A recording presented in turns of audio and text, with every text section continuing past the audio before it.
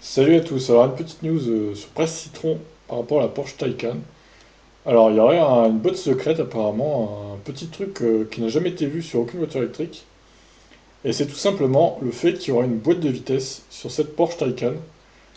Alors voilà, comme le dit l'article, une boîte de vitesse pour le Taycan. Effectivement, une voiture électrique n'a pas besoin normalement de boîte de vitesse. Donc ça paraît étonnant, mais pourquoi pas, c'est vrai qu'une boîte de vitesse serait pratique pour réguler le nombre de tours minutes du moteur sur autoroute, par exemple, pour moins consommer. Je pense que ce serait une bonne chose. Après, pour la ville et la route, je vois pas en quoi ce serait très utile, j'avoue, mais bon, voyons un peu ce qu'ils disent. Mais il est un autre élément d'ordre technologique sur lequel Porsche n'a jamais réellement communiqué de façon officielle, mais que les observateurs ont repéré et qui intrigue tous ceux qui s'intéressent au sujet de la voiture électrique. Un élément qui pourrait bien avoir valeur de botte secrète pour le Taycan, la rendant probablement unique en son genre. Il se dit en effet que le Taycan sera doté d'une botte de vitesse.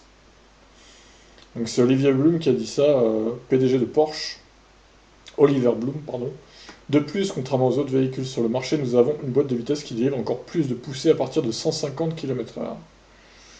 Donc oui, bon, après voilà, 150 km/h sur les autoroutes allemandes non limitées, pourquoi pas. Mais en France, c'est pas très utile, on va pas se mentir. On sait que les voitures électriques ne possèdent pas de boîte de vitesse, non pas parce que ce n'est pas possible, mais parce que c'est inutile. La courbe de couple de puissance d'un moteur électrique est telle qu'une boîte de vitesse n'est pas nécessaire. Non seulement elle n'est pas nécessaire, mais elle ajouterait du poids, de l'encombrement, de la complexité mécanique, pièces en mouvement, frottement, et donc probablement des coûts et une fragilité supplémentaires. Exit donc la boîte de vitesse sur les voitures électriques. Le moteur entraîne directement les roues, comme sur une voiture miniature radiocommandée, et le résultat est visible en termes de performance, puisque toute la puissance est immédiatement disponible sur les roues motrices. Cependant, on sait que la courbe de puissance d'une voiture électrique s'affaisse de façon très importante à partir d'un certain niveau. Même sur les Tesla les plus puissantes, les conducteurs savent qu'il n'y a plus grand-chose sous la pédale au-delà de 150 km/h.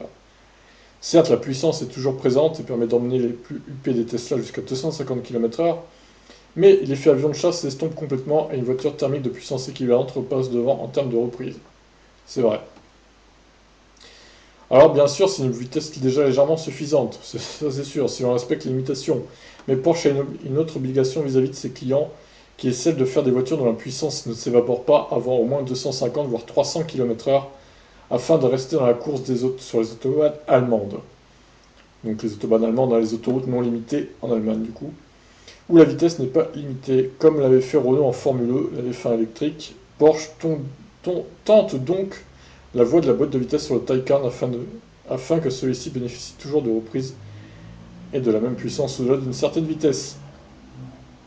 Selon les informations glanées sur cette caractéristique, la Taycan disposera d'une boîte de vitesse à deux rapports. Ah oui, deux rapports ça va. On est loin des 8 rapports de la dernière 911, qui permettrait de mieux étager la puissance sur une plage d'utilisation plus importante. Porsche n'est cependant pas pionnier dans la matière, puisque Tesla avait envisagé une boîte de vitesse de rapport également pour son premier Roadster, mais finalement pas retenu l'option car son fournisseur n'était visiblement pas capable de répondre au cahier des charges. D'accord, bon. On n'en sait pas beaucoup plus pour le moment, mais il est fort à parier que ce détail, qui n'en est pas un, risque de faire beaucoup parler dans les prochaines semaines, et notamment lors des premiers essais en conditions réelles du Taycan, que ce soit par la presse ou par les premiers propriétaires. Effectivement, c'est intéressant ça. Si cette Porsche a une boîte de vitesse, pour des vitesses élevées du coup, j'imagine que la première vitesse sera entre 0 et 150 km/h et la deuxième on la met à 150 et plus du coup. Je vois ça comme ça. Pourquoi pas, je demande à voir. S'il y a que deux rapports, ça va encore quoi. Eh bien, ça serait une première hein, pour une voiture électrique, une boîte de vitesse. C'est vrai que ça se voit en Formule E. Après, en Formule E, on sait pas trop ce que ça donne comme avantage. Certaines monoplaces en ont une, d'autres non. Donc, bon, je ne sais pas. C'est à voir, hein, c'est à tester. Sur ce, je vous laisse. Ciao.